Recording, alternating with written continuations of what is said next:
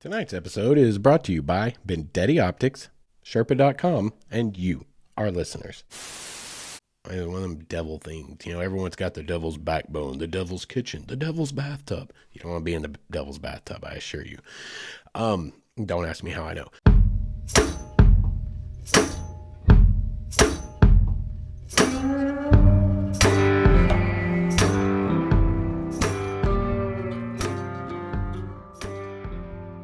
What is up, all of you Wayward Souls, and welcome back to the Wayward Stories podcast. Wayward Stories is the podcast where we tell stories of adventures in the great outdoors, in self-discovery, our wanderings and our wonderings.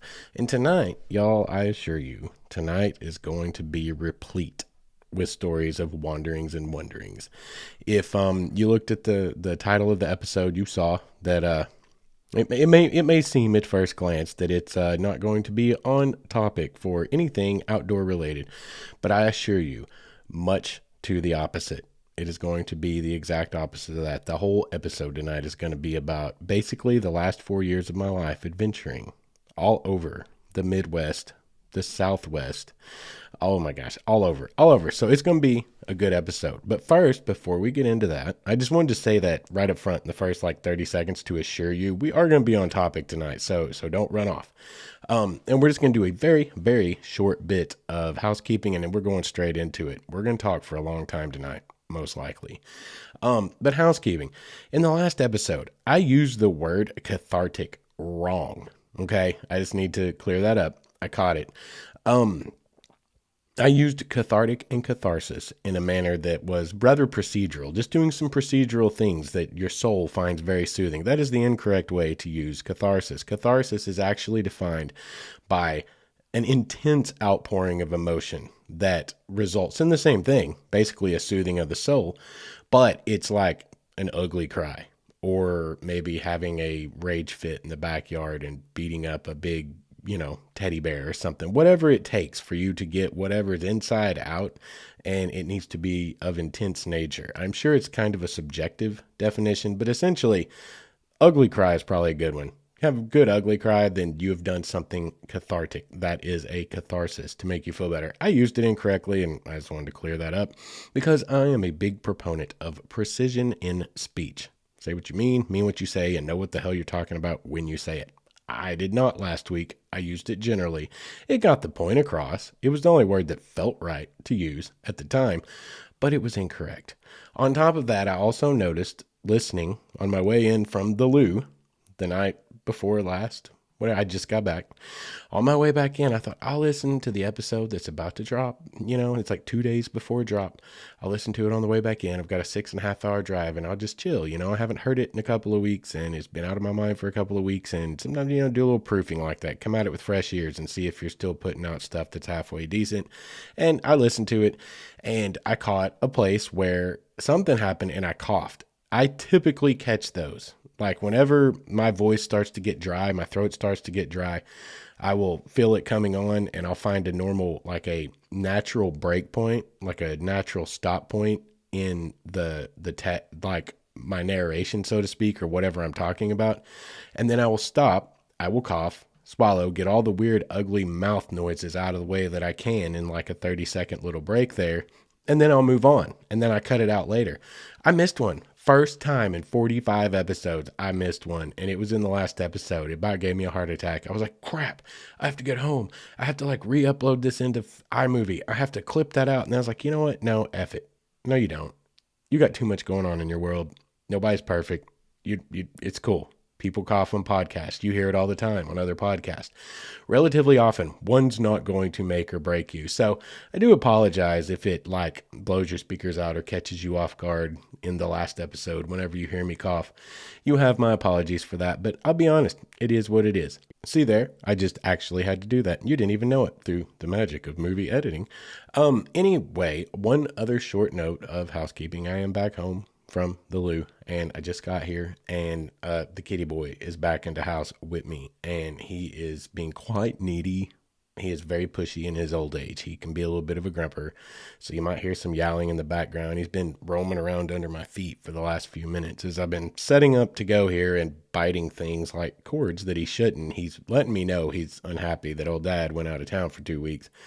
But he'll be okay. But if you hear any yowling in the background or, I don't know, glass bottles being pushed off of shelves, he's doing it on purpose, but it's all good. This is just how we coexist in our world.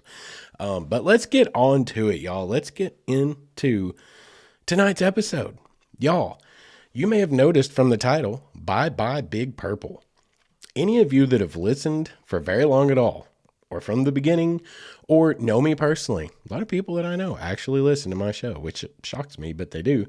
Any of you that have known me for very long or have listened to the show for very long know that, who Big Purple is, who I've spent the last 4.5 to 5 years, God, it's pushing on up there, but 4.5 years traveling this vast country of ours, delivering, adult diapers, boxes of dog food, various other sundry items, whatever people feel the hankering to order for themselves and not go get at Walmart or Target or wherever, and just all over the country. And it has been quite a experience. It's been a very valuable experience. It's been a miserable experience, and it's been an amazing experience. It's been basically my life for the last 4.5 years, and it has come to an end.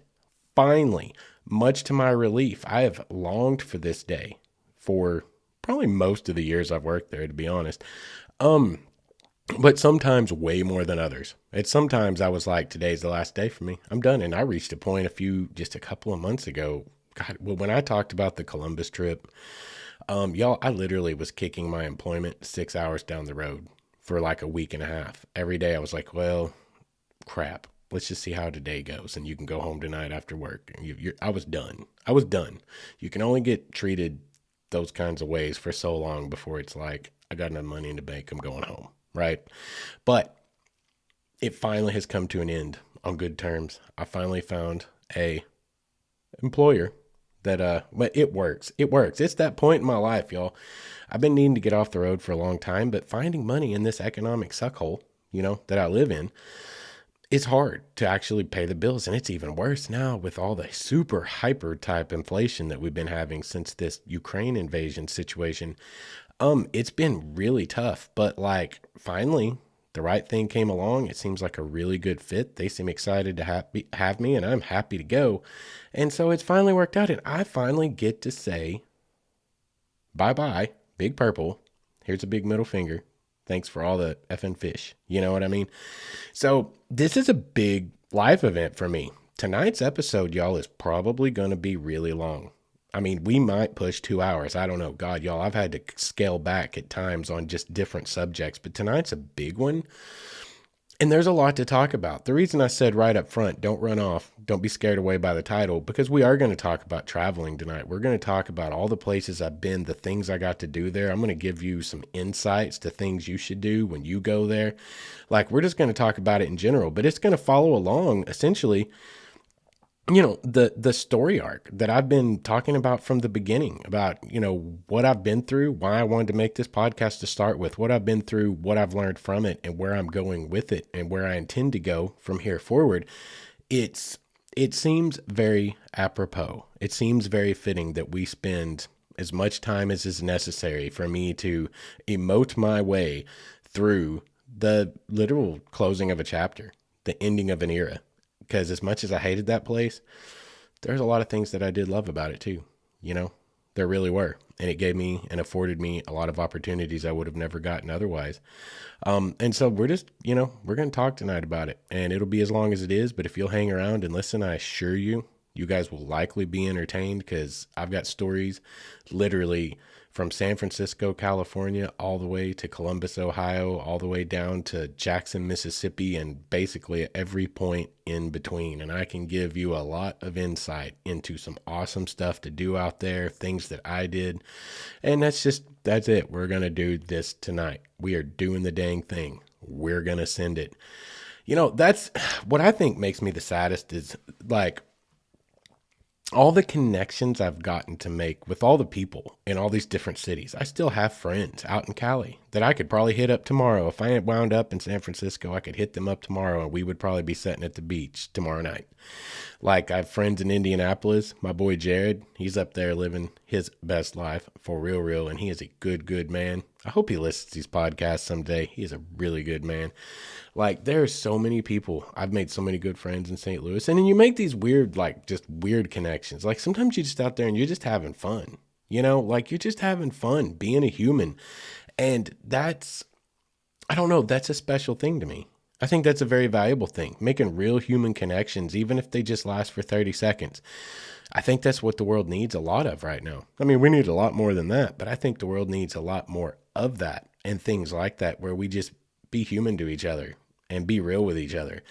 Like, I tell you what, like, I'll just go ahead and embarrass myself right out of the gate tonight. We're 10 minutes in. Let's go ahead. You know, if we can't laugh at ourselves, right? Like, we need to be able to laugh at me. I laugh at me all the dang time. So you should too. Not last Friday, but the Friday before, I was rolling back into the terminal, driving my giant P1000 delivery truck.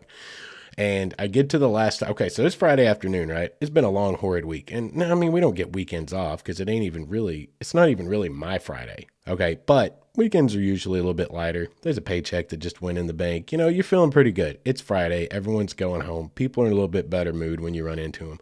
I'm baking down the interstate, you know, doing 76. I can say that now because I'm no longer employed there. Those big P1000s, they're governed at 76. And I assure you, if you see one on the interstate, you can pace it. That's how fast they're going. You just put it in the floor. Long as you can keep your foot there, you're rolling. And I'm rolling down the interstate, both doors open, listening to this awesome radio station up there in St. Louis. It's called The Arch, and it's like all over the place, y'all. I think it's 106.5 or 105.6, one of the two, but it's all over the place, right? I've been listening to the radio a little bit more here lately because that station's pretty awesome. And it was totally 80s weekend is what was going down, kicking off on Friday. And I'm rolling back, right? I'm flying back into the terminal. I hit the ramp. I've been rocking out the whole way. And of course, it's Friday at like 5 o'clock, roughly 5:30, something like that. And what's on the radio? What's the Arch playing? It's Friday. It's the end of the work week. It's around 5 o'clock. Well, we're listening to Dolly Parton, 9 to 5.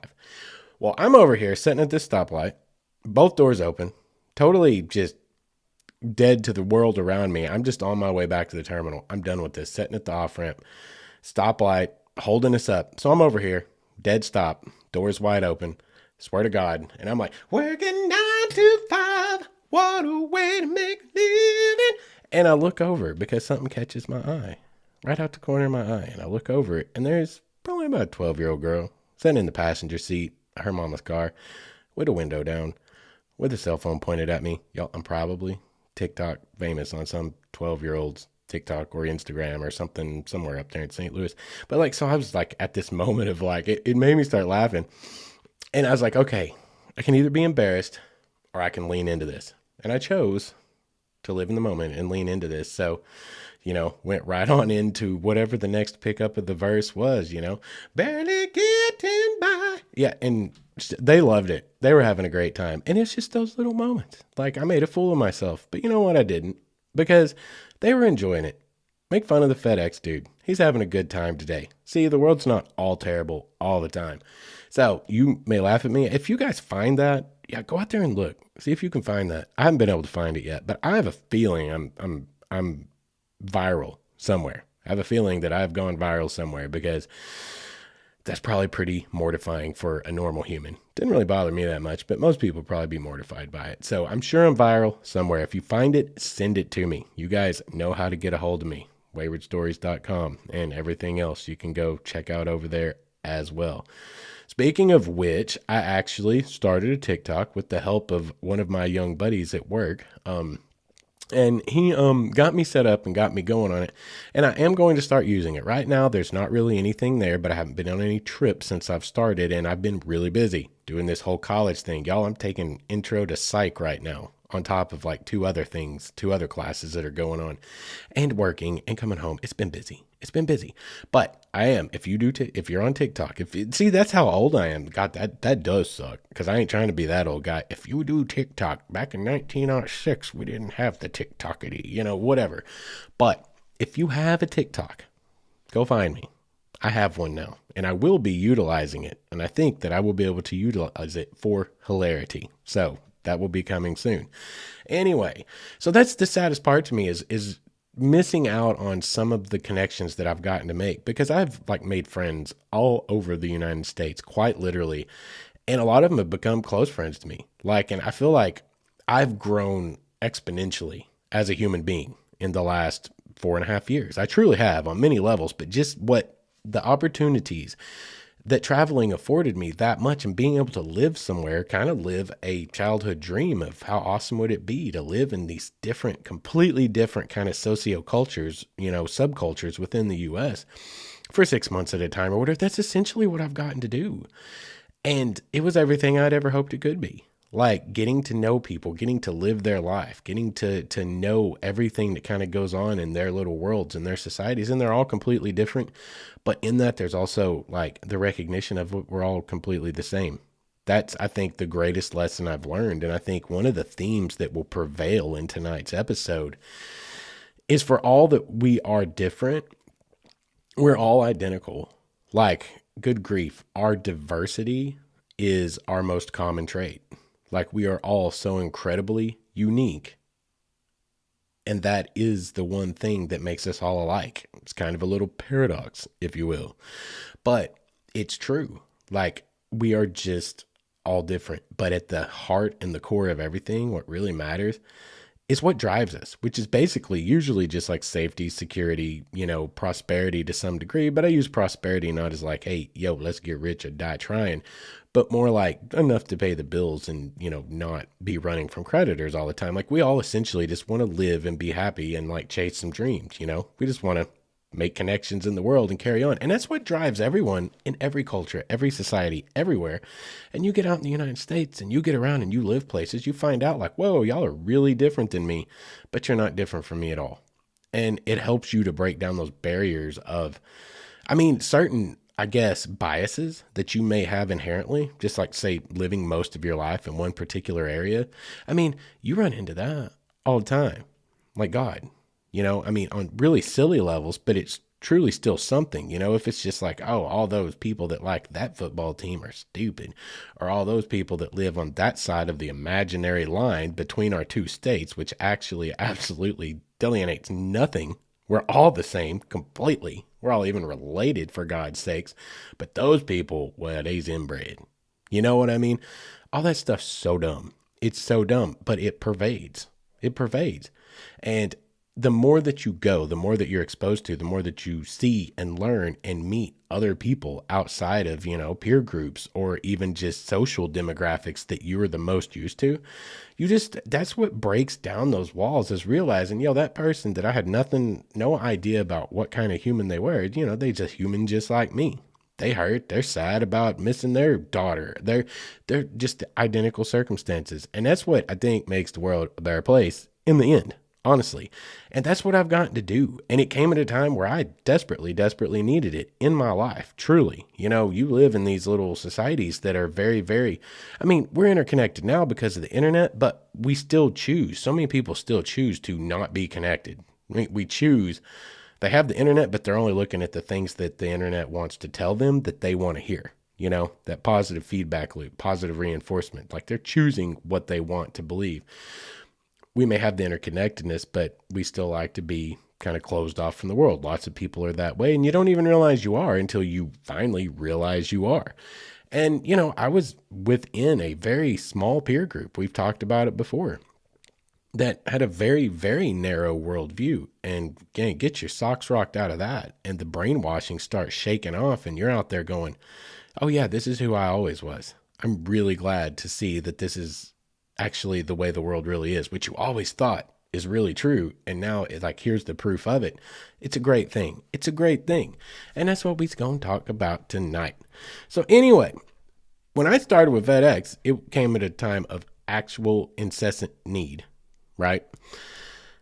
I had just gone through this big traumatic thing we've talked about so many times. And because of just the nature of what life had led to that point, I owned my own business that I had given up and traded off most of my work to friends of mine that worked in the same field that I worked in to help to take care of my mother and raise my daughter. You know, my mother was dying in my house. We talked about that a little bit. That's one of the hardest things you'll ever do is help someone you really, really love pass on to the other side. You know, she was in the final stages of a 7-year battle with breast cancer.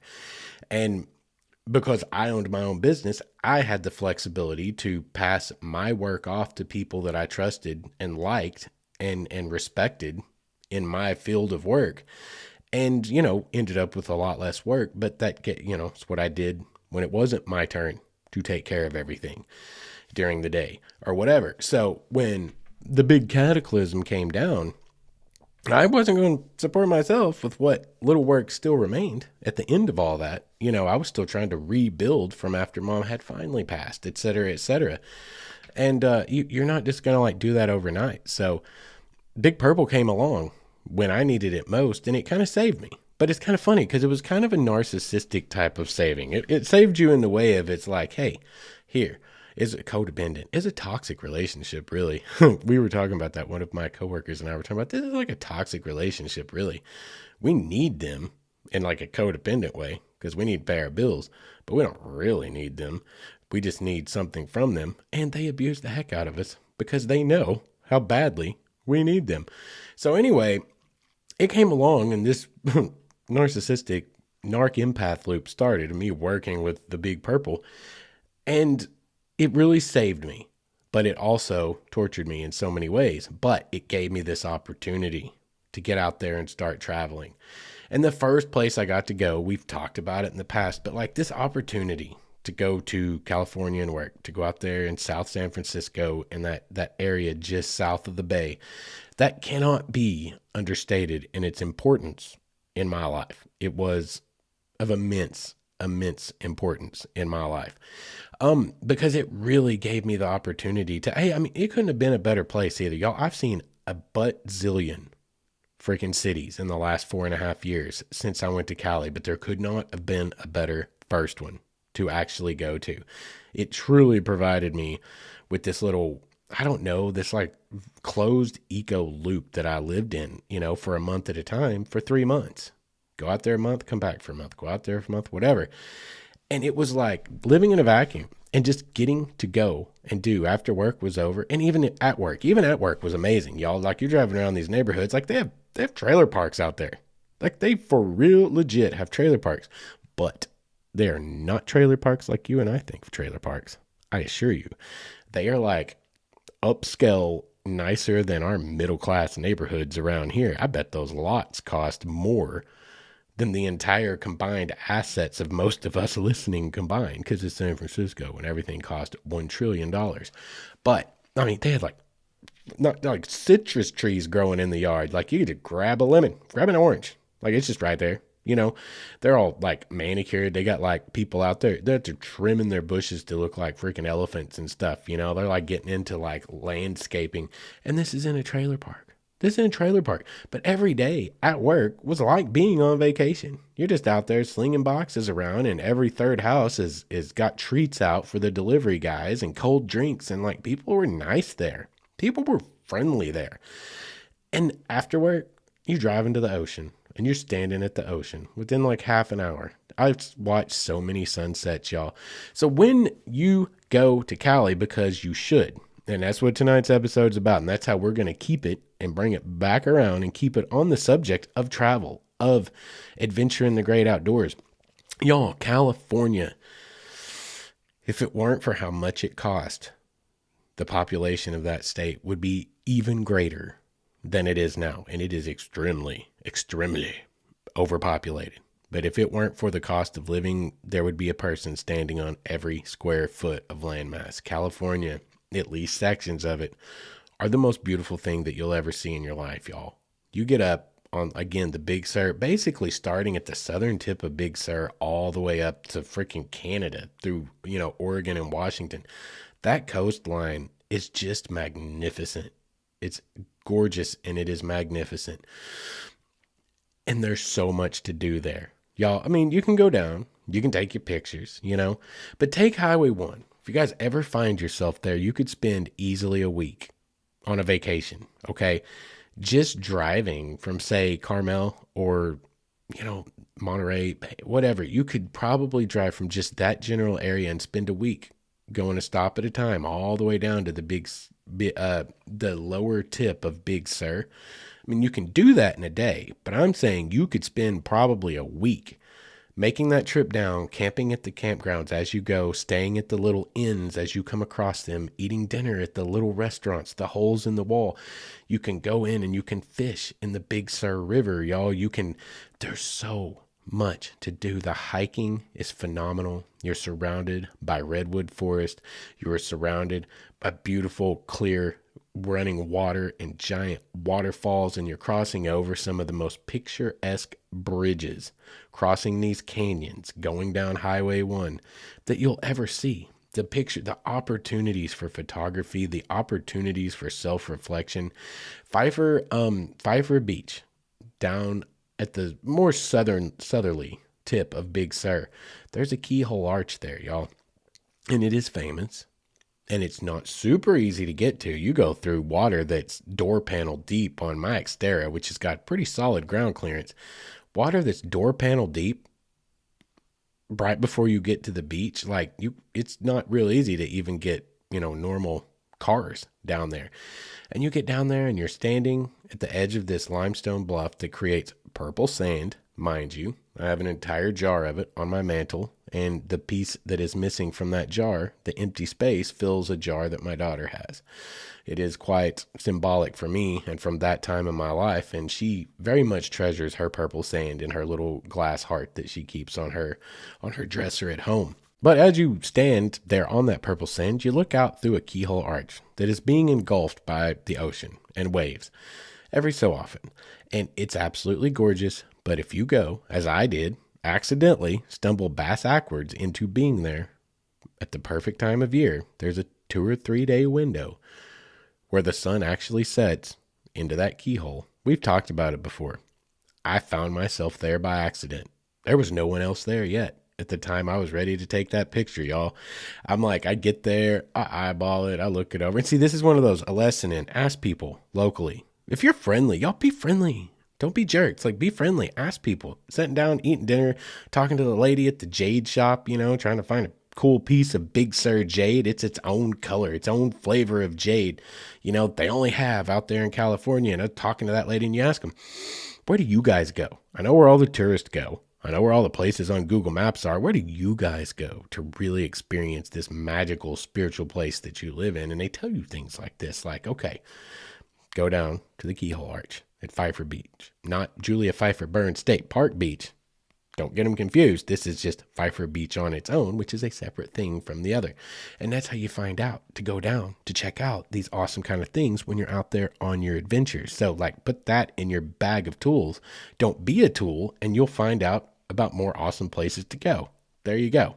Wayward Son nuggets of wisdom right there for you. But I'm down there and I'm by myself at the moment.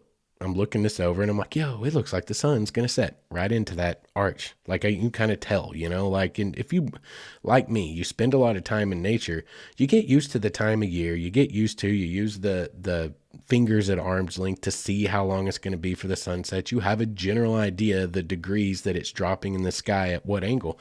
And I just kind of eyeballed it. I was like, that looks like the sun might just set in that arch. What the heck? So I just eyeballed it, picked a spot, and just planted my tripod, just in case. Go off around, go exploring, walk up the beach, checking things out, come back around the corner, getting closer to sunset, and there's everybody in the world. We talked about this recently. What's going on? Hey, it's one of those 3 days a year. Holy crap. Y'all, you got to get out there. You got to get out there and live your life if you want to experience these kinds of things. You take the opportunities when they come. Down there in Big Sur, though, y'all, I highly suggest for anyone, even if you have to rob a liquor store, I can't really say that, can I? Save your money for a very, very long time and pick up all your pennies and make that one of your trips in your life. I'm not kidding. Literally make that one of your trips in your life. Spend a week just exploring the Central Coast. I mean, you can go up to Yosemite, y'all. Take a couple of weeks. You can go up to Yosemite and when you're up closer to San Francisco, it's 3 hours that way. Then on another day, you go down and you head through Big Sur. Just go spend some time on the Central Coast, for real. Just stay at all kinds of different places, eat at all the different places. They have food. It's all like locally sourced stuff. It's $35 a plate. I paid 25 bucks for a single enchilada one night, but it was worth every penny. It was the best enchilada I've ever eaten, y'all. It's like non-processed crap. Like it's good, real, whole food. They're big on that out there. There's no in between. Like, there's no in between. It's either $30 a plate or it's McDonald's, which is like $10 a plate because it's expensive too. But, like, just go and do it. Experience that area, that culture.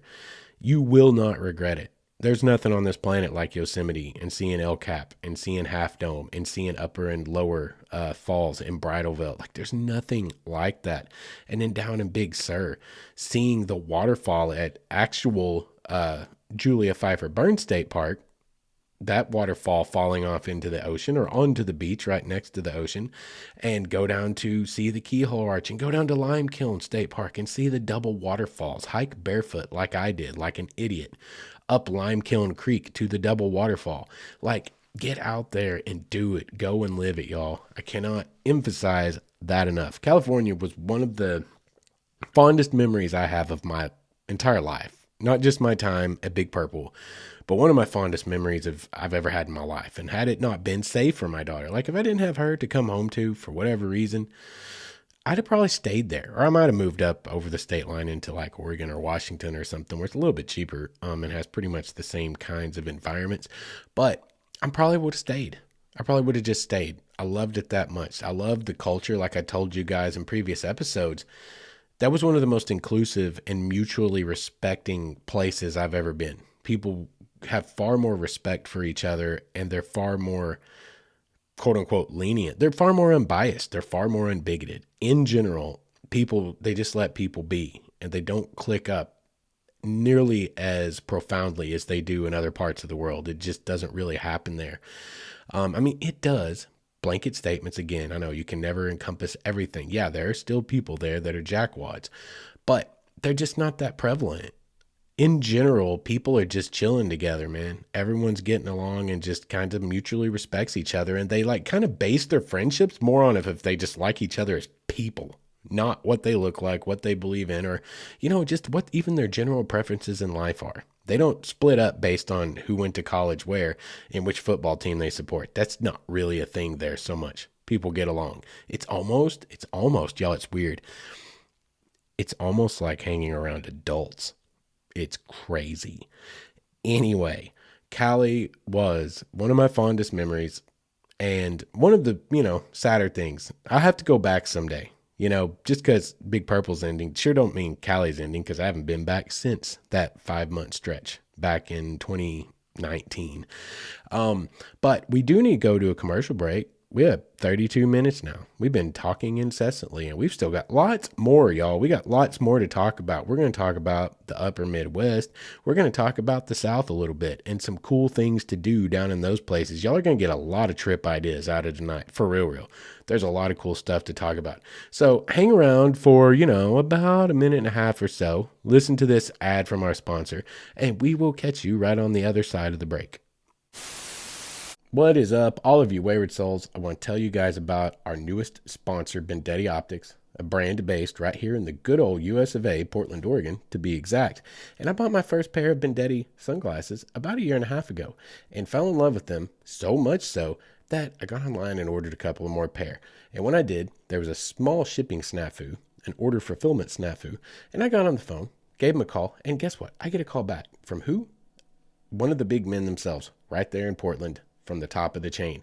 Have a great conversation, and we end up starting this great relationship we have. They more than made right the little snafu that occurred, and I am now a huge proponent of them because I can tell you from personal experience they are good people, and they are trying to compete with the big boys out there, coming in at a price point of about $40, but using the exact same frame material, TR90, and the same polarization process as the big guys. As it turns out, something I think we are already probably knew in our hearts, when you buy big name sunglasses, you're buying a big name, not necessarily any more quality than you can get somewhere else, like at Bendetti Optics. They have 29 different styles, They have multiple polarization options for whatever climate you happen to live in. And they back it up with like this lifetime guarantee that if your dog eats your sunglasses, it doesn't matter how you break them, send it back in with a check to cover shipping and handling, and you're golden. You got a new pair on the way. These guys are truly trying to do it right, and they have this philosophy that a really good pair of sunglasses should not cost you so much that you are afraid to wear them. And I think all of us outdoorsmen can relate to that. So if you guys, like me, are very practical and like to get more bang for your buck and wear some great looking sunglasses, check out BendettiOptics.com. That's BENDETTI optics.com. Or you can go over to Instagram /BendettiOptics. And that I highly suggest, whether you buy a pair or not, just to check out the cutest pupper you'll ever see modeling sunglasses. Once again, that's BendettiOptics.com. And make sure and let them know Wayward Stories sent you. And welcome back. Thank you guys for supporting our sponsors. Thank you for coming back after the break. And please do support those sponsors. It means the world to us. And make sure, if you do, you let them know, the old Wayward Son or Wayward Stories, that they sent you over there. That helps us continue relationships with those sponsors. You know, it tells them that, hey, actually get value from sponsoring this guy. Somebody out there listens to his like neurotic ramblings. Anyway, let's get back into tonight's show.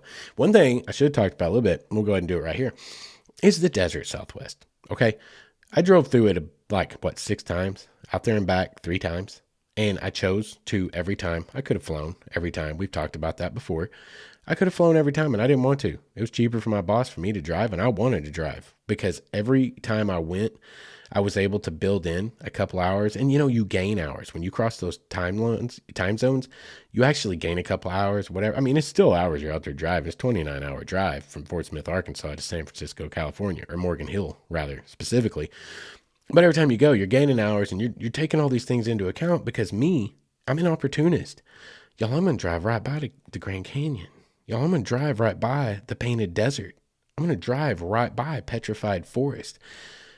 You need to do that. Okay, here's another one. You could take probably months to do this, and I may very well do it. One of these days when I get old and crotchety, I would love to just spend months in the desert Southwest. Guys, there's so much you could do up in Utah and Bryce Canyon and all of those kinds of places. And me, I love history. I love paleo cultures like Chaco Canyon, Canyon de Chelly. There are so many places with so many ancient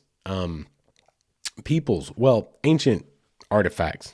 There's a lot of archaeology out there. There are a lot of great places to check out. I love the desert personally. A lot of people don't care for it. I don't know why, because driving through it to me was gorgeous. That was one of the things I heard the most from people around here. Like, you're driving out there? I heard that drive out towards Bakersfield, because you do basically drive 40 all the way to Bakersfield, and then you hook up the 5 or the 101 or whatever up to San Francisco after another 6 hours or so. But what are they looking at? What are y'all looking at that think it's an ugly drive? There's mesas, there's arroyos, there's buttes, there's colors everywhere, reds and purples, and just all of these shades of color on the freaking world around you. Literally everything out there is new and foreign to these people like me that live and grew up in the mountains. The mountains are beautiful. I love Northwest Arkansas. I love Northeast Oklahoma. I love the waterfalls. I love all of those things. But you go out in the desert, it's an alien, landform. It's a different planet. And it's still beautiful in its own right. It's beautiful in a different way, but it's still beautiful. It's not like you're just driving through sand dunes. It almost makes you wonder if some of these people that say that, never really drove out there. Because I work with weird people that's if you've done it, they have to pretend they did it. And they disagree with your opinion about it. I don't know. It's a weird alpha thing. Everyone who works at FedEx is totally alpha. It's embarrassing, really. But I don't know. Maybe they're just lying because they weren't looking at the same landscape I was looking at.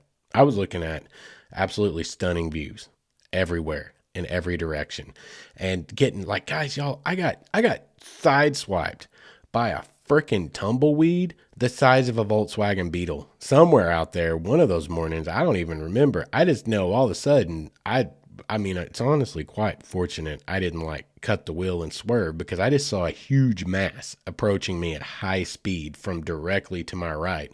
And I'm doing 85 or 90, because out there, you get into Arizona and New Mexico and those places, the speed limit on the interstates, except for in the cities, is, I think it is 80, or it may be 85. It's up there. And then you're going to add 5 to that because that's how you drive on the interstate. Like, hint, hint, rules of the road. Don't hang out in the left lane doing 53 in a 75-mile-an-hour zone on the interstate. You're going to kill everybody. But, you're moving and just quick, go thinking, knee-jerk reaction. There's just a giant mass coming direct. Yo, I'm not kidding. When I say it's the size of, it was taller than my windshield. It was one of the biggest dang tumbleweeds. I've not seen that many, but you see them on TV, and like they're like the size of basketballs or something. This thing was like the size of the basketball court. Like, it was huge, and it whacked, literally T-boned me as I was driving, but it didn't do any damage. It made a lot of noise, and it did scratch up the paint a little bit, but it didn't do any real damage. But thank God I didn't like knee-jerk reaction, jerk the wheel to swerve from this impending like collision that I thought was a giant vehicle coming at me, because at 85 miles an hour, they probably would have never found me wherever that car stopped rolling out in the middle of the desert. But it's amazing, y'all. That's something we don't have here. We don't have ginormous tumbleweeds. We don't have beautiful rock mesas and buttes and arroyos that look literally, why do you think they call the painted desert the painted desert? Painted desert is multiple colors, and it is absolutely gorgeous. And that's what you should do. You guys, let me take it from me. If you go out I-40 and you took your time and you stayed all along the way, number one, you'd be reliving a little bit of American nostalgia. I-40 essentially follows the original route of US 66, and everyone loves to go get their kicks on 66, right? As a matter of fact, there's a whole episode. I talked about it towards the very beginning of this show, y'all. And the first 3 or 4 episodes is called The Desert Southwest. Go back and listen to it if you don't have anything else to do. It's a pretty good episode, and I talk about there's like a 31-mile stretch of original Route 66, somewhere around Kingman, Arizona. I'm almost positive it's Kingman. And you kick up and you go over this mountain pass. What was the name of that pass? Site-Greaves Pass. And you go up over Site-Greaves Pass and you wrap down the other side. You're up at the top and you're looking over Nevada and you're looking over California and you're looking at Arizona that you're in, right? It's beautiful. You're driving through ancient history, abandoned mines from the Oatman. It's either Oats or Oatman. And it's like the last big gold rush that was west of the Sierras or whatever in the modern world, like in the U.S. history. It's the most recent gold boom. And like this stuff's scattered all over the sides of the like hills and the mountains that you're driving through as you come into this little town. And there's like a little gas station. It's closed, but it's like preserved and well kept. That's right up towards the top of your drive. And it is historic, nostalgic Route 66 in its glory. It's a 31-mile stretch of it. And you just jump off at 40, at like Kingman, I think. And you go up over this mountain pass and you come down the other side and you land in basically Needles, California. And it was just like on Interstate 40 where you need to be back to. Y'all, there's so much to explore. Isn't that what Wayward Stories truly is all about in its essence?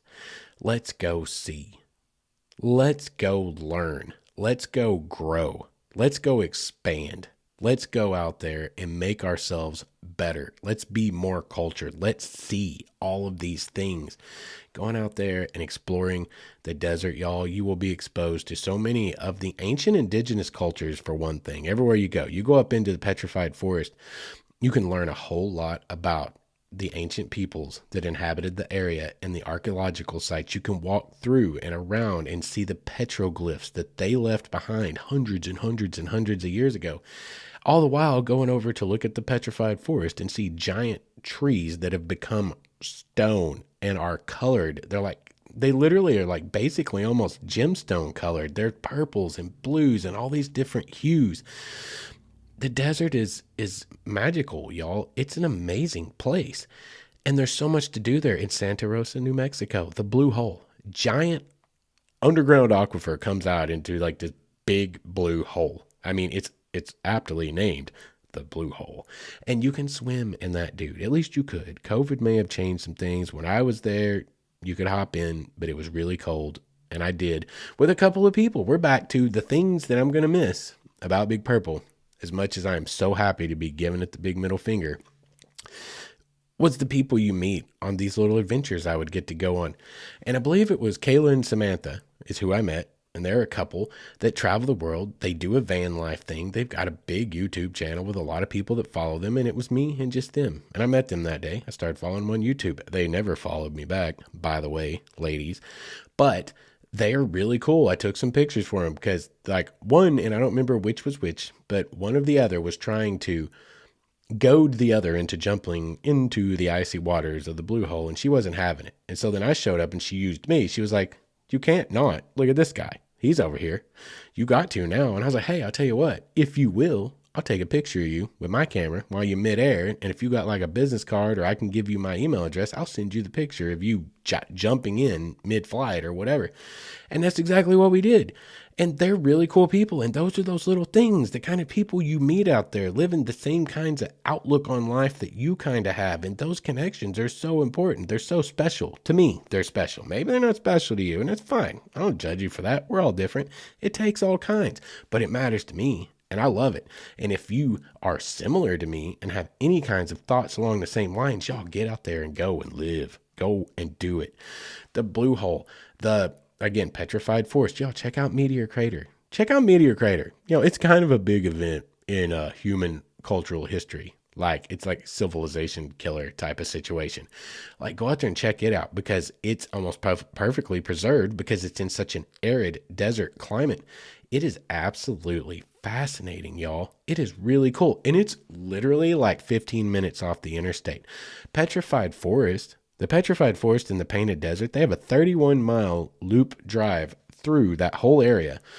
Matter of fact, the picture that I've been putting on the last several episodes of the show, whenever these episodes drop on YouTube, the YouTube thumbnail, and what I've been sharing on Instagram, if I don't actually have a pertinent picture that thematically represents the episode to turn into the thumbnail or the picture I share on Instagram, I use this view down the road. It's kind of a low angle looking down a highway with low dark clouds rolling out. I took that picture in the middle of maybe it wasn't 66, but I took that picture in the middle of that old highway just south of the Petrified Forest the day that I went and drove through there and came out, and I just saw that and it looked beautiful, and I took a bunch of pictures, and one of them was a money shot. And it's that very picture. I use it to this day as one of the headers on the website. It's one of my favorite pictures I have ever taken.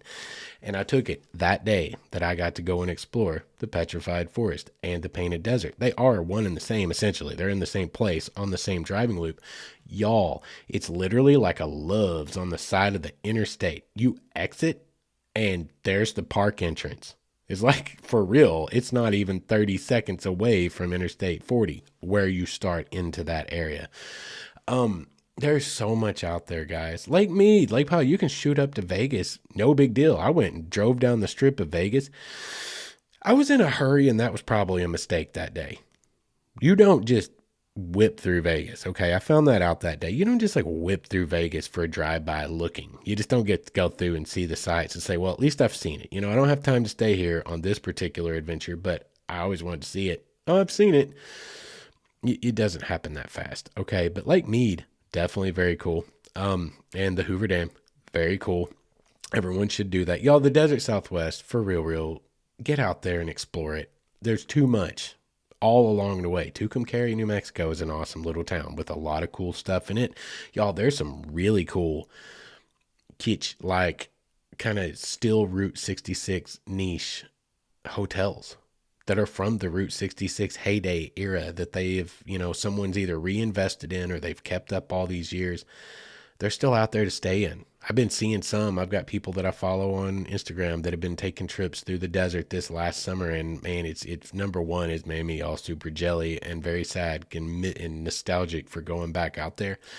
I got to see some really cool. I screenshot them and set them aside in a folder for whenever I go back. Like, oh, this person was saying that hotel is awesome. Just little old school motel, side of the road, Route 66, but well kept, reinvested. held up almost as kind of a cultural landmark, almost as an icon of an era, and they take care of it like that. And I love those kinds of places. Those kinds of places are awesome to stay in. The Southwest, something everyone should do in their life, in my opinion, at least once, right alongside Big Sur, Central California, going up to Yosemite, north of San Fran, y'all. Highway 1 goes the whole length of the damn state. I think it goes the whole length of the freaking coast, all the way up into Washington and Oregon. It becomes a different name when it hits those other states, like a different number designation. All of that up there. All of that up there. North of the Golden Gate, y'all. Drive across the Golden Gate Bridge, for God's sakes, and get on YouTube and crank up the Full House theme song. I'm sure I'm not the first nerd that's ever done that, or the last, but I certainly had a real special moment in my life driving across the Golden Gate Bridge, windows down, Full House theme song blaring, and not Fuller House theme song, Full House. Anyway, moving on to like another section of the country, like where did I go next? I mean, Cali was like the first big thing to happen. Kokomo, Indiana. It's not the Kokomo that you think of when you think of a Kokomo. Kokomo I think of gets to like negative 16 degrees in the winter when I was there, and it could be quite miserable. But in truth, Indiana in general, I spent a lot of time in Indianapolis, and I spent a lot of time in Kokomo. Y'all, the upper Midwest, though it is known for its industrialness, and it is that, and it's known for its vast expanses and never-ending fields of corn. It is also that. But it is not just that.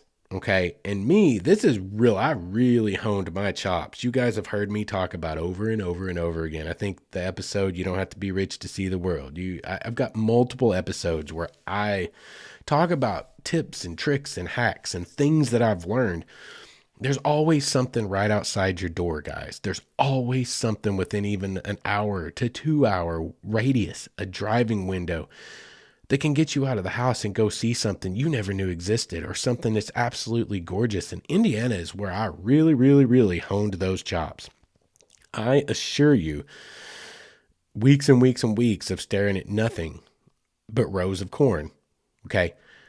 It drove me stir crazy. So I started really, truly looking. And this is when I was really starting to get into my YouTube channel. And the YouTube was the stepping stone for the podcast. The podcast was the ultimate goal from the beginning. I wanted this podcast.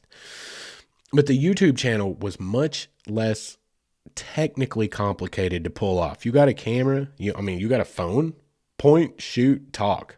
You got a YouTube channel. If you got an iPhone, you've got iMovie. Easy, great editing platform. For what I do, it's an excellent editing platform, and I'm sure Android has a really good editing platform too. I don't know. I don't have an Android. But it was the easiest thing to do, and it broke me back into being in front of a camera, because it had been 10 to 12 years since I'd been in front of a camera for anything. And what I'd done before was far more script driven. It was more of a reality TV type of situation, but it was still very script driven. It was history. Like you're reading scripts. You have to memorize stuff like who did what to who, when, and where, This was different. This was just me. This was interactional. This was conversational. This was experiential, what I was wanting to do. And I needed that. And that was when I really started pushing into the YouTube thing and was starting to build all the groundwork that was going to become the podcast, starting to build the website. I started out as the Men Who Don't Fit In, and it was still a great concept, but just in its overall general appearance, it seemed very exclusive. Women were not listening to it, even though it was meant for everyone. Because, you have to really get into it and through a lot of the stuff to understand that men is one of those general colloquialisms as us as humans, and it was simply just so you understand, if any of you are new to this, with me, it came from a poem, an awesome poem by, Robert Service. And it's called The Men Who Don't Fit In. And you should look it up and look into it. It's a great poem, y'all. There's some depth to it. He traveled around in the Klondike and he wrote poetry that really reflected the realities of the kinds of people that chased those kinds of adventures back during the Yukon Gold Rush and during all these different time frames back there in that in the 19th century, the late 19th century. And The Men Who Don't Fit In was simply just the idea of there's some of us that we don't do 9 to 5 well. We don't fit in with everyone else's norms and expectations. And this is where you find us, out there exploring, maybe trying to find out who the heck we are for ourselves. You can't classify us, and maybe we're trying to classify us. It's kind of like that general idea. So the idea was based off of that poem, but it didn't really. What, people were like, I mean, I had multiple women tell me like, oh yeah, I saw you had your podcast, but I never listened. It looked like it was some guy thing you had going on. It's just based on the name. So it was a bad name, and I changed it. And I think Wayward Stories, where we landed, ultimately is where it needed to be. But that was the process. It takes time, y'all. And that's also a lesson. And just go for it. If you really, really want to do something, go for it. You may not get the light bulb to light up the very first time. I think Edison went through, I don't know, it's one of those old cliches, but a whole bunch of times it didn't work. It took him a long time to get it to work. If you believe in something, if you want something, just start. Just start, and you will work through all the details. I am living proof, standing here before you, sitting here before you tonight. It'll happen. Go get it, and it will happen. It may take time, but you know what? The only way to do it is to start. The journey of 1,000 miles starts with a single step and a bathroom stop. So just get after it. But this is where I really honed those skills of, I'm going to find things to do. And if you've got a broad enough interest base, if you are interested in history, if you are interested in hiking, if you're interested in, say, photography and long exposures and waterfalls, which I think most of us here are, but if you've got a broad enough interest base, if there's enough things that you want to learn about, there is always something close to you. And Indiana is an excellent example of that. To sit around in Kokomo, Indiana, you're like, I'm surrounded by transmission plants for, car transmissions. And literally on the other side of that neighborhood is nothing but cornfields as far as the eye can see. But if you start to look, you are within an hour drive of multiple upper Mississippian area and Adena culture and Hopewell culture mound builders. Y'all, okay, if you're into history at all, or ancient indigenous Native Americans and the mounds that they built all over the United States, if you are, well, especially the Mississippi River Valley and the Ohio Valley, if you're into that at all, and you're in Indiana, you're surrounded by a lot of them. Like, you're like within 3 hours of the Great Serpent Mound, which is a freaking UNESCO World Heritage Site in Ohio, y'all. It's one of the most famous earthworks done by ancient Native Americans, like, that we have. Like, you'll see a picture of it. You'll know what I'm talking about. Google it. That's within 3 hours of you. The, Moundsville, there are some mounds that come from a time so ancient. They're not even particularly sure. They think it was the Adena or the Hopewell. But it's like right there on the cusp of when those cultures were becoming a different culture, and they got like a little wood hinge thing. They built this circular mound that lined up with the equinoxes, 2,000 years ago. You're like an hour from that. And by the way, if you go over there to Mounds, I think it's Moundsville, but if you go over there, or it's Anderson, and it's Mound State Park. That's right. Anderson, Indiana, Mound State Park. If you go over there, treat yourself to the best hamburger you might have on the North American continent at the Lemon Drop Diner. It is old school. It is tiny. Apparently, Andrew Luck loved it when he was the quarterback for the Indianapolis Colts, because he made that hour drive over there multiple times because there's pictures of him all over the damn wall. Like, eating a burger, that's an awesome hamburger, y'all. Right there in Anderson. And like, there was some great people. I was talking to the owner's daughter like for 2 hours that night. Like, I was eating my dinner and she was telling me all about Anderson, and she was like going to college over in Indianapolis, and she helped out her parents on the weekends, and that's why she was there running everything. And those kinds of things are out there if you go and you find them and you talk to people, guys. You just start talking and find out. Like, I was asking people locally, where should I go eat? And they were like, Lemon Drop, without fail. Go to Lemon Drop. Y'all, go check out the Lemon Drop. If you are into hiking and beautiful landscapes and waterfalls, Indiana actually has some. It's not all cornfields, y'all, like that, because, they had this whole thing. You remember the last glacial period when the giant glaciers covered half of North America? They gave us, they left a few little, presents behind, like Lake Michigan, Lake Erie, Lake Huron. That was kind of a thing. It was kind of a big event in North American history, and it really, really terraformed the land in so many ways. You're just a couple of hours. If you're in Indy, or even Kokomo. Kokomo was 40 minutes north of Indianapolis. But if you're in Indy or Kokomo, you're within a couple of hours of Turkey Run State Park. And what's the name of the other one? Something about devil. One of them devil things. You know, everyone's got the devil's backbone, the devil's kitchen, the devil's bathtub. You don't want to be in the devil's bathtub, I assure you. Don't ask me how I know. But that's right there. Turkey Run State Park, and it's beautiful. And they have these valleys, and one of them, you heard about it in the Hike Back in Time episode, you know, several ago. That's actually been quite a while ago now, but in the hike Back in Time, it talks about Rocky Hollow, which literally the environment within is basically completely pristine and preserved, and is exactly what the environment was in that area about 12,000 years ago. It is so cool. It is one of the most beautiful hikes. Truly, sincerely saying this, it's one of the most beautiful hikes I've been on, and it's situated right out there in the cornfields of Indiana. But don't let that fool you, because you transition out of the cornfields into sudden hill country, and you're into mountains and trees, and there's these beautiful creeks. I mean, maybe it's Turkey Run Creek. I don't remember the name of the creek. I could be completely wrong.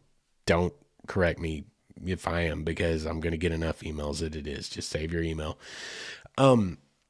It's a beautiful little river creek thing that you walk across and you hike, and you can go up into. There is also a devil's ice box there. I can say that. And it is super cool down in there. And then you have Rocky Hollow itself, which is the thing that's like basically preserving the environment from 12,000 years ago. It's absolutely gorgeous. The Rocky Hollow hike is one of the most beautiful hikes I think I've ever taken, y'all. And some of the best pictures that I've not ever taken, but some of my favorite that I've gotten, because when you're in there, y'all, it feels ancient. I don't know how to explain that, but it feels ancient. It's one of those places that actually, you know what? We could probably call that one of the sacred places that I talked about back around Christmas time. We could absolutely call that one of the sacred places. And it just now dawned on me that that's the case. Because it is, when you walk in, it feels different. It almost feels like it has its own memory. It almost feels sentient. It feels like it has its own memories.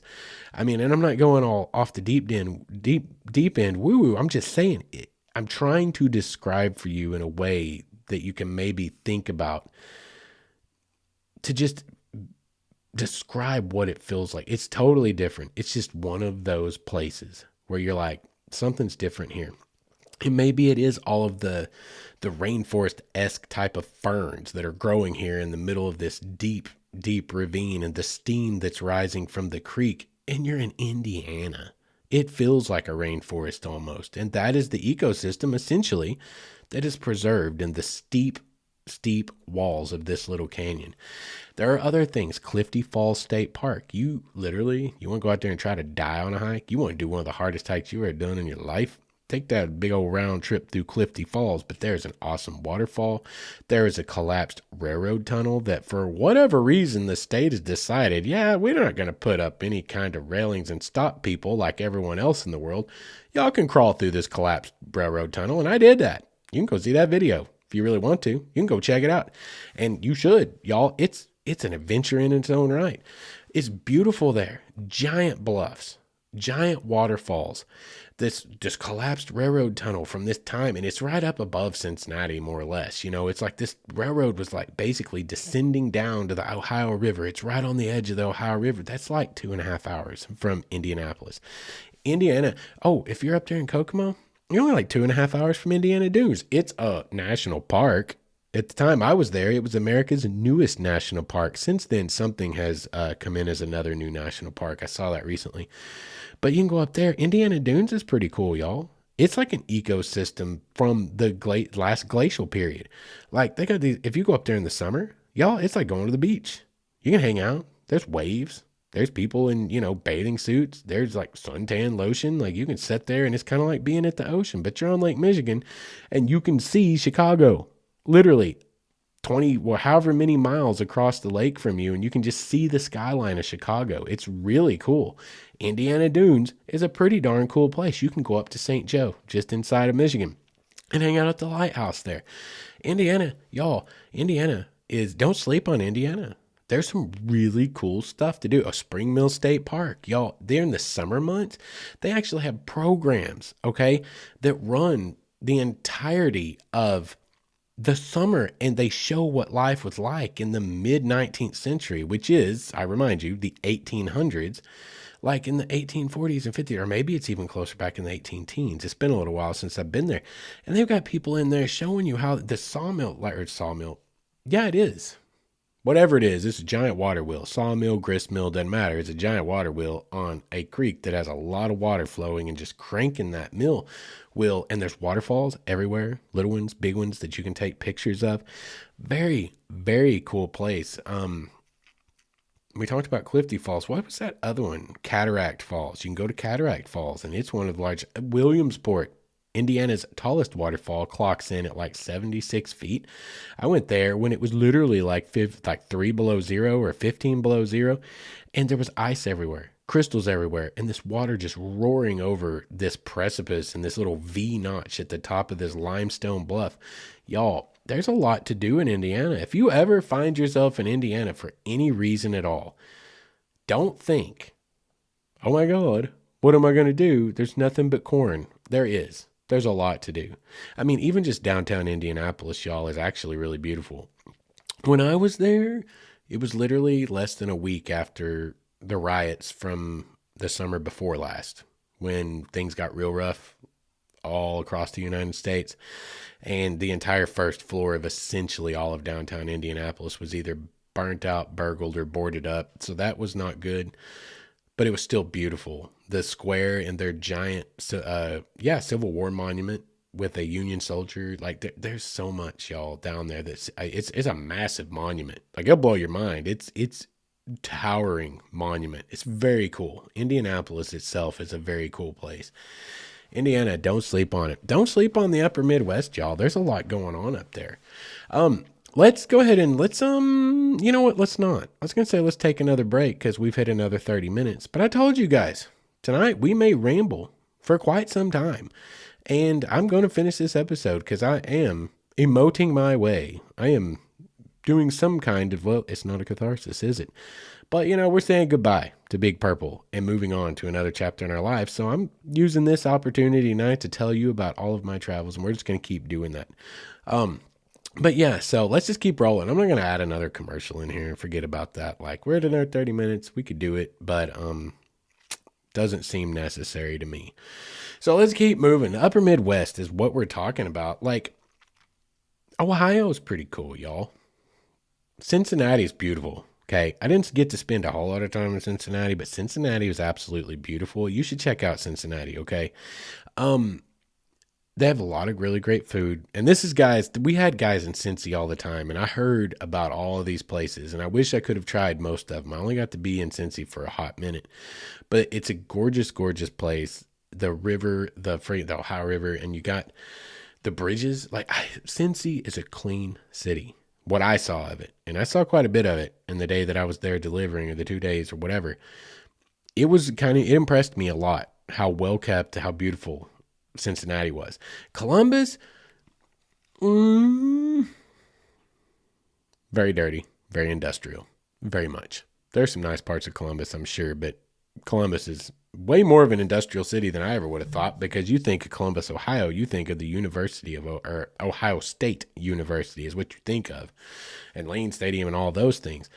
But Columbus was pretty cool, y'all. There's a lot to do in Ohio, just kind of like Indiana. If you look around, like I said, the Great Serpent Mound is not that far from you. If you're anywhere in Ohio, you're not far from the Great Serpent Mound. And that's one of those, again, UNESCO World Heritage Site.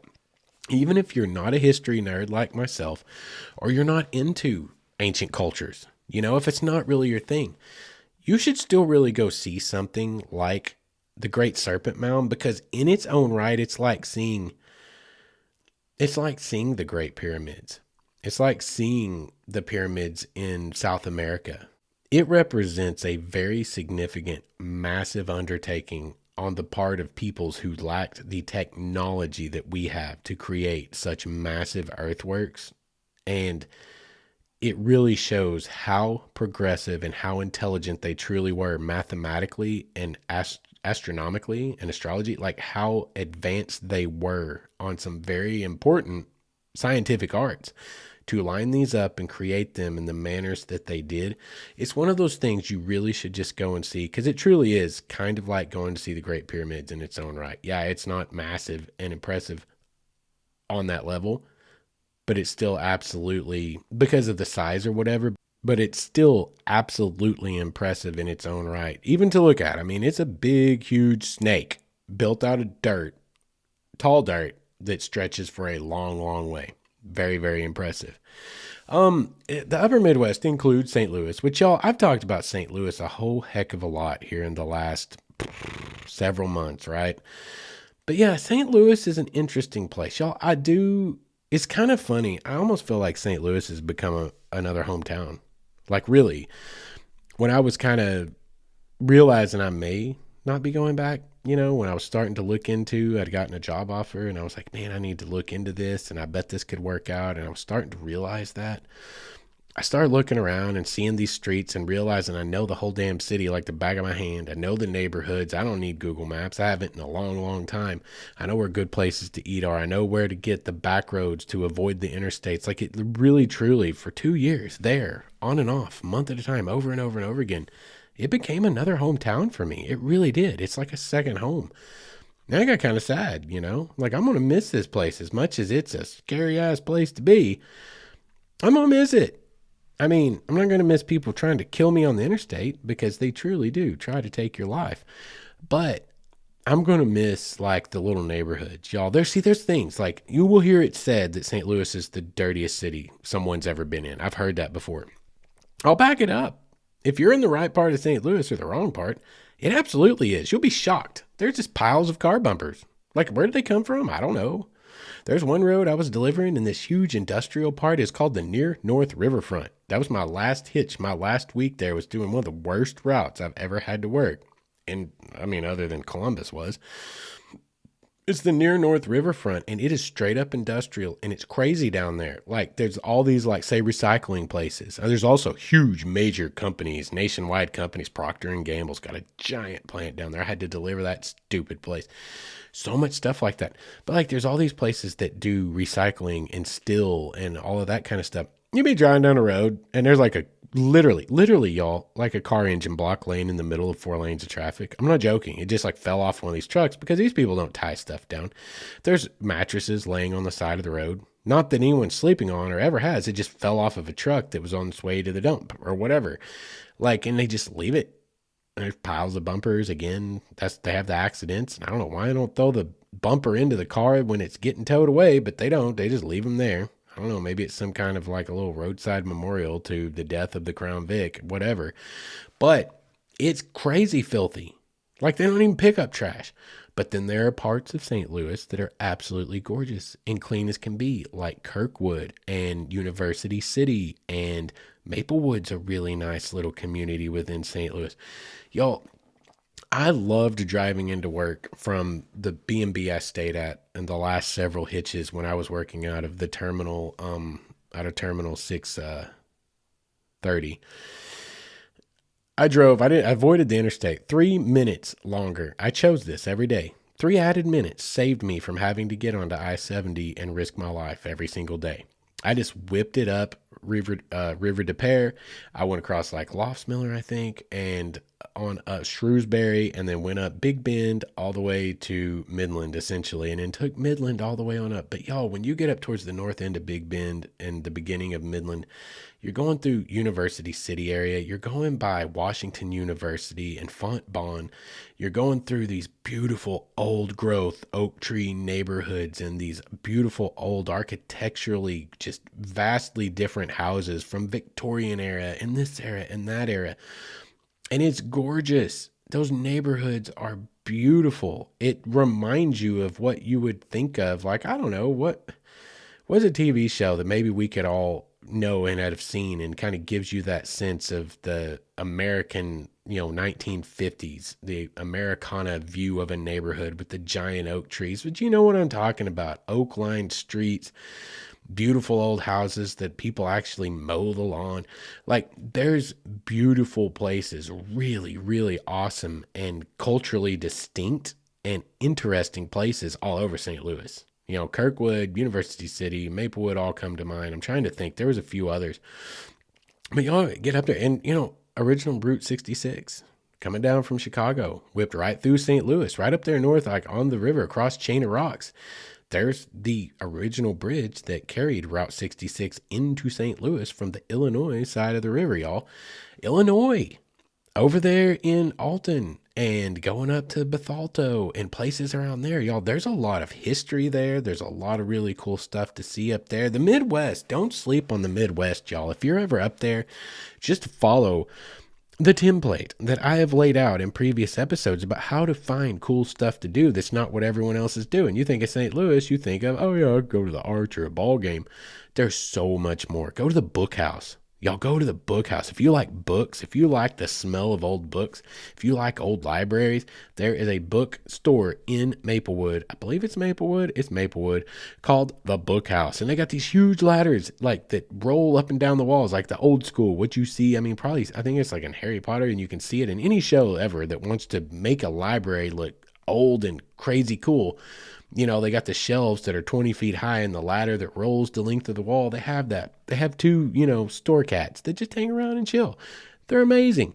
They like all the lovin's. Go see the cats. But the book house, you can go there. There's so many things. Y'all, I spent one afternoon. Well, probably one of the best $12 expenditures I've ever done in my life was riding the freaking metro in St. Louis from one end to the other end. Just spend an afternoon. Just seeing the city from a train, riding the metro from one end to the other. I took it wherever it'd take you. Like it went across, I'm not even going to quote it. I'm about to go blank because there's the MacArthur Bridge. There's the Martin Luther King Bridge. There's the Musial Bridge. I know it's neither one. I don't think it's either one of those three, but you ride across one of the oldest dang bridges up there. It was, that bridge alone was an architectural wonder in its time, and it turned St. Louis partially into the mega city that it became in its day, because in its day, it was like the capital of all that industry and stuff. Like it opened up because it was like, that's why they call it the gateway to the West, y'all. That's what the arch represents. Like there's history behind most of the stuff that you take for granted and don't realize what it means. Usually it actually means something quite significant. And if you look into it, tell you a little bit about the history, and that history will tell you a little bit about where you can go on an adventure and things you can check out and the significance of them. So don't sleep on the Midwest. Don't sleep on St. Louis. Don't sleep on Indianapolis. Don't sleep on Columbus and Cincinnati. Y'all, there's a lot of cool stuff up there. Many, many things that you wouldn't expect. Like I said, Turkey Run State Park to me and Clifty Falls State Park in Indiana are two that come readily to mind as, man, I thought Indiana wasn't nothing but cornfields because I've been here all this time and all I've seen is cornfields. But no, like there's some of the most beautiful hikes you've ever seen. Some amazing waterfalls. You got to go look for them. So don't sleep on the Midwest. Let's move down and probably move on more towards the end of the episode. And let's go further south because I spent a little bit of time in the South, y'all. Mississippi and Tennessee. I spent quite a bit of time in Mississippi and Tennessee. Tennessee was cool. Jackson is where I was at. Now, Memphis, I was in Memphis for a minute. We worked West Memphis out of Olive Branch. Like, no, I don't.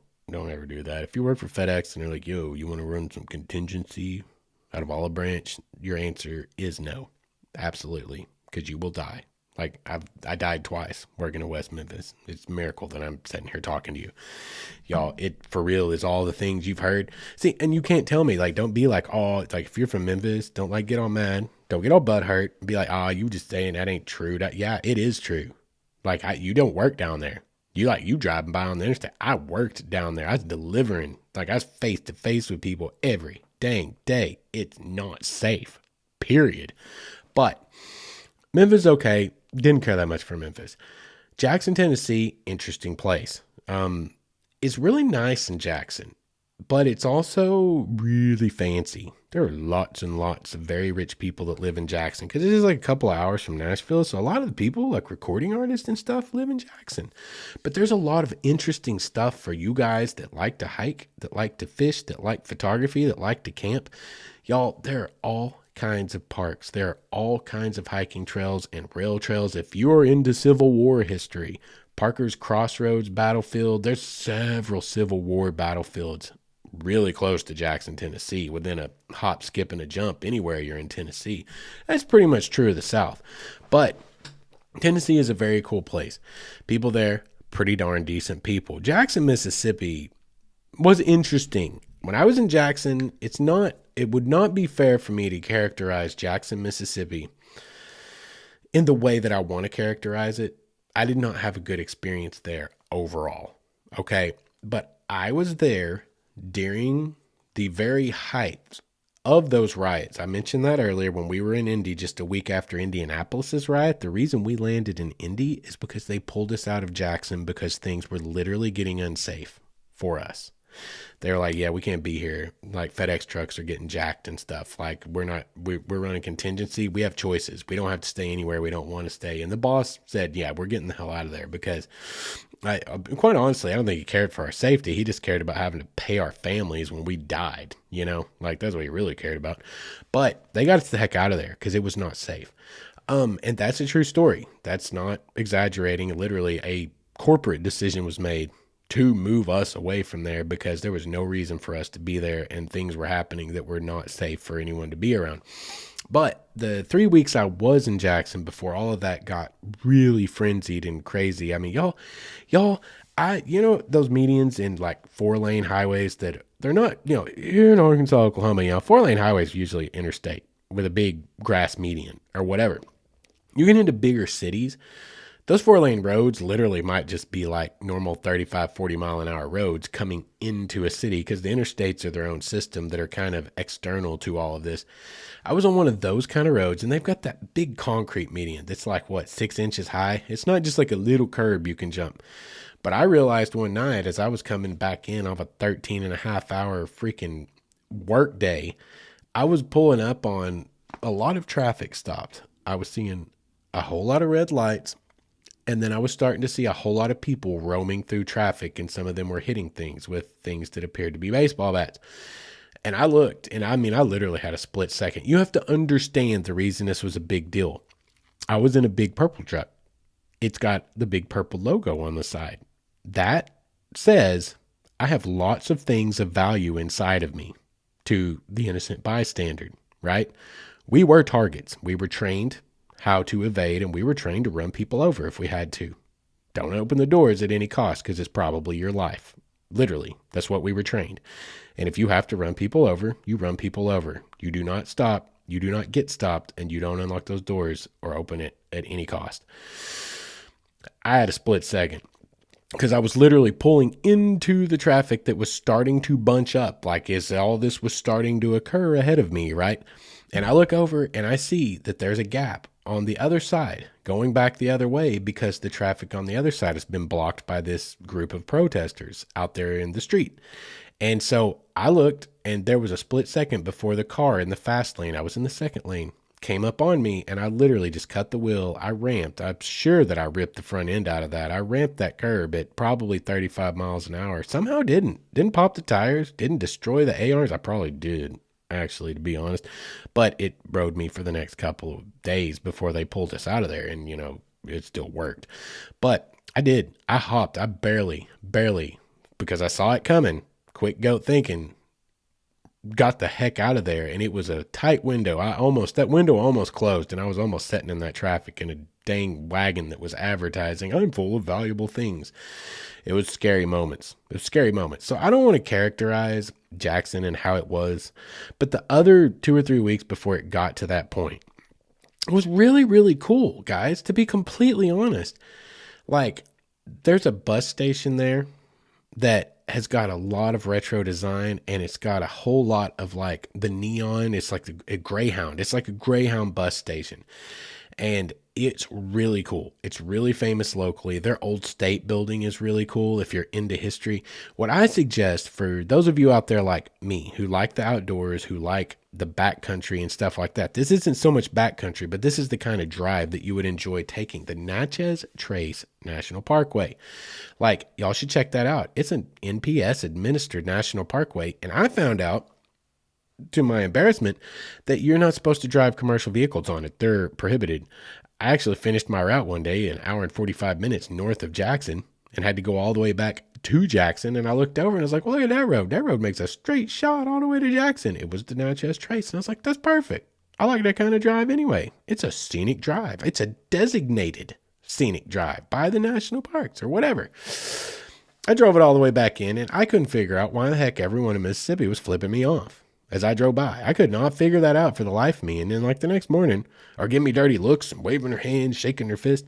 And, I saw actually quite a bit of that. I was like, what the hell? Man, people up here, that the guys that were doing this, that felled these routes before we came in to save them, they must have been doing a really bad job. Everybody hates Big Purple here.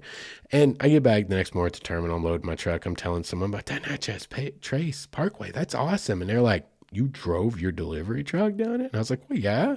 And they're like, it's prohibited for commercial traffic. You're lucky you didn't get like $1,000 ticket. I was like, oh, that explains all the middle fingers, doesn't it? That explains all the irate people, no, doesn't it? So anyway, I did go back and drive it again in my personal vehicle, a longer stretch of it, because the day I went and checked out the Nanawaya Mound, and this is something else, Native American mound, Choctaw people. Their origin story comes from the Nanawaya Mound. And it was something to me because I have Choctaw heritage.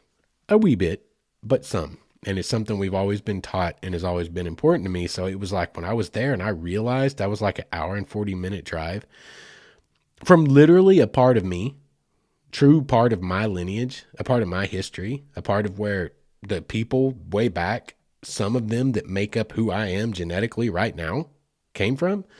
Like, yeah, I'm going there. And it was awesome. And it's a pilgrimage everyone should make, even if you're not Choctaw. You should just go see it because it's a really special place down there. And you can drive a huge chunk of the Natchez Trace National Parkway. And, I think that's a road trip anyone should take. It crosses the whole stinking state of Mississippi, and I believe it starts in Tennessee, or you could say terminates in Tennessee. They probably argue about that colloquially, locally. This is ours. You just have part of it in your state. I'm sure they do that because everyone does that everywhere. It's just part of living. But it is a cool drive, y'all. It's a beautiful drive, something I think everyone should check out. In Mississippi, yes, LaFleur's Bluff State Park in Jackson. Y'all, they made it a state park. Apparently it didn't used to be. I had people comment on my YouTube video about it. It's got a little bit of cool hiking, but it's got some great photography, y'all. It's swamp stuff. We got cypress trees. You got Spanish moss. Very, very cool place right in the heart of a big freaking city. Jackson, Mississippi. Go check it out. If you're ever down there, just go and check it out. And get you some great pictures, man. It's a great place. And it's also right in the heart of the city. You can't even really hear the interstates. You can't even really hear society going on around you. It's amazing how much nature deadens that sound acoustically, how much trees and moss and all of the overhanging foliage, how much it kills that sound and how isolated you can feel right in the middle of such a huge freaking city. It's a really cool place. I think everyone should check it out. Kentucky, went to Kentucky for a while. I can't miss Kentucky. I only got a few days in Kentucky, but I loved it there. I was in Lexington. You guys, that was something I talked about recently, so I won't beat it to death. We're probably getting close to winding up the show for tonight. Kentucky was really awesome also. The things about Kentucky where you're starting to get into almost foothills that are going to eventually get you to going up into Appalachia. It's not really a part of Appalachia, but it's becoming far less plains and it's becoming far more hilly. There's a lot of beautiful forest there. There's a lot of beautiful rivers there. I mean, we talked about Transylvania. Probably, maybe, if it had held on long enough. I mean, if old Danny Boone, he had a big old name. If he had just a little bit more sway, we might have 51 states in the United States, and one of them be Transylvania. There's that kind of stuff, amazing history all over this country, right there in Kentucky. Kentucky was beautiful. Lexington was beautiful. The parts of it that I saw, their downtown, I was so sad when they pulled me out of Lexington and sent me to Columbus because I had not yet had the chance to fully explore their downtown. But Lexington downtown is a gorgeous place. I think the moral of all of this story is, tonight I tried to keep it, and I maybe went even too far into just about travel to try to keep it on topic for all of you peeps. What I wanted it to be for me was a remembering a trip of nostalgia as I process the fact that I'm turning the page and moving on to a whole new chapter of my life, one that I have longed for and one that I now, I'm very excited for and can't wait to do, but also just kind of dealing with, wow, I really got to do a lot of cool stuff thanks to this thing I hated so much. And it goes back to the story we've been talking about. When life gives you lemons or hands you lemons, that was one of the recent episodes and one of them that I'm real happy with. It's one of my favorite episodes we've put out there.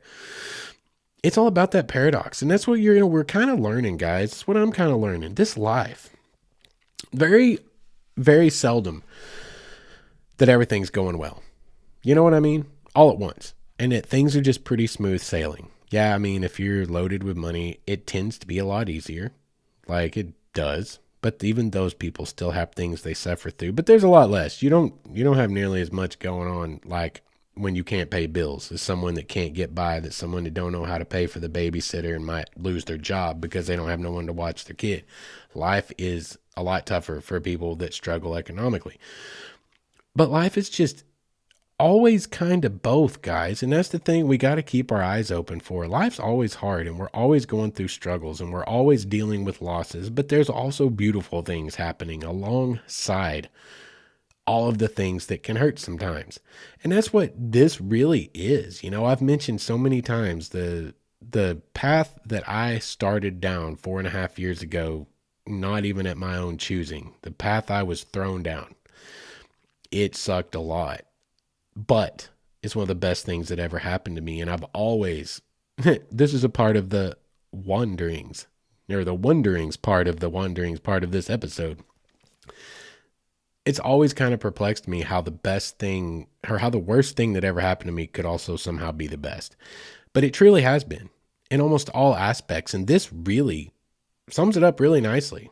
Big Purple, in and of itself, was a horrible job for the most part. You want to talk about being exploited? Don't have no dignity, y'all. You don't get to have dignity. Like, you're not allowed to have any self-respect or dignity. Like, if you show them that, they're just going to try to embarrass you. They're going to try to make you quit. Like, they'll make you hate your life. That's true. I don't have to worry about it anymore. I can say whatever I want. I'll sit here and spit truth at you all day long. One of the worst things I've ever done in my life was work for Big Purple. It's not the place to go. They don't even pay you worth of crap unless you can do contingency solely, which I was able to do and did make some money. That's what it came down to, is like, if I'm going to get treated like this, I should at least be getting paid to get treated like this. Because it's a lot easier. You can I'll let you get away with a lot more if you're putting real big wads of money in my pocket. You know what I mean? But you're either going to pay me well or you're going to respect me. You got to do one or the other. You can't get away with not doing both. And anyway, around it, it's been a horrible experience overall. But it was an incredible experience too. And that's the whole point. It can be both, guys. That's the lesson that I've taken from this last several years and this tonight, this episode, this, chapter of my life. It's thematically representative of everything I've been learning for so many years now. It can be both. It can be awesome and it can be horrible. But in the end, we're still alive. We're still living and we're still gaining all of the experiences. And down the road, it's a lot harder to remember the bad stuff and a lot easier and a lot more enjoyable, by the way, to remember the good stuff. And I think that Big Purple sums that up perfectly for me. And this has been a fun episode. I hope you guys enjoyed it. Very long. We got an 1.5 hour episode tonight. Easy. I probably could have talked for another half hour, but I'll be honest with you, my throat hurts. My head's starting to hurt. Everything dries out. I'm staring into this ring light that you guys can't see. It's much brighter. Like, I've got the f-stops down on this. What you're seeing, that's how you peek behind the curtain. Anything film or television, that's how you get good clarity. You blow it out. It's like the sun from where I'm setting, but then you stop it down in the camera so that you get the most light, but you get it down to a atmosphere that appears on the camera to be much darker than it really is. The sun's shining on this side of the camera and my eyes are hurting. It's been a long 1.5 hours of talking. So we're going to wrap it up. I thank you guys for sticking around and humoring me as I walked my way down really, it's not memory lane so much as I kind of worked my way through some kind of complex feelings about something that I truly hated so much for so long and longed for the day then I could say goodbye to it. And then dealing with the paradox of like, holy crap, there was some stuff you really loved about that you don't get to do anymore. That's going to be sad. But in the end, that's all I needed was to work through it, because we're starting a new chapter with a much more stable life for myself. And that's going to be great for all of the college classes I'm taking. It's going to be great for me and my daughter more than anything. We're going to have so much more time together. It's going to be good even for you guys, because it's going to be far easier for me to make episodes and keep my mind where it needs to be with the job like I am now taking on. That doesn't require you to set on your pride every day, forget that you're a human, and basically go out there and do things that you wouldn't think a human body is capable of doing 14 hours at a time for 21 days straight, or 14 days straight, or it doesn't even matter. You guys have no idea how hard it is to be a delivery driver. Trust me. It's not just physical, it's mental. It's a tough job. And my life just got a whole hell of a lot easier. I also got a whole hell of a lot broker, but I'm going to make it. And that's all I needed. I just need the peace of mind. So it's good. It is a good change. I'm just sad about all the awesome times that I have had over the last few years. Anyway, let's wrap it up. Let's be done with it. I hope that you guys enjoyed this. I hope that you got something of interest in it. You know, in the end, big picture, what I hope you took out of it, it doesn't matter where you go or where you are. There is something interesting or something beautiful for you to go and see or do or capture or paint or what the heck ever it is you love to do, a trail to ride. This whole country, this whole world, no matter where you are and how boring you think it is, it's just because you're not looking. I'm telling you from experience, if you look, it's there. Get off your butt, go out there and live the life you want to live. And while you're doing it, look around. This is, I think, the biggest lesson I hope that everyone will someday take if they listen to my show. It's what I'm about. Make those connections. Talk to your waitress and your waiter at the restaurant. Talk to the people that you come into contact with at the visitor centers and the hiking trails and the river, the trailheads. Talk to them. Get to know them. Y'all, that's key to our whole world getting better, is the more people we know and the more people different from us that we can see as human and not just little robots, some other group of people that we don't know anyone. As soon as you know them and see how human they are, suddenly that wall disappears. And that's what this is all about. This should really be an anthropology podcast. I didn't even realize it. You know, it's just been me from the beginning trying to talk about the things I truly care about.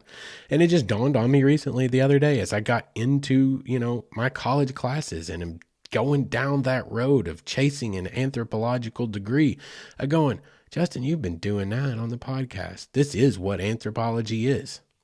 Let's see each other, understand each other, and see how we can take our knowledge of that and make it into a better future. That's what it's all about. How can we make our world a little bit better by learning about everything we've already done and everything we're doing right now? That's really what it comes down to. Any way around it. I have rambled and rambled and rambled, as I told you that I would, but it is time to draw this one to a close. I thank you guys for hanging around this long. If you want to get in touch, mywaywardstory@gmail.com. For anything else, waywardstories.com. There's also a contact form there. There are photo galleries. There are links to all of our social platforms except TikTok. I have not updated that yet, but you can find me on TikTok as Wayward Stories, and I promise soon I will be populating that as soon as I get to make some new material and get the time.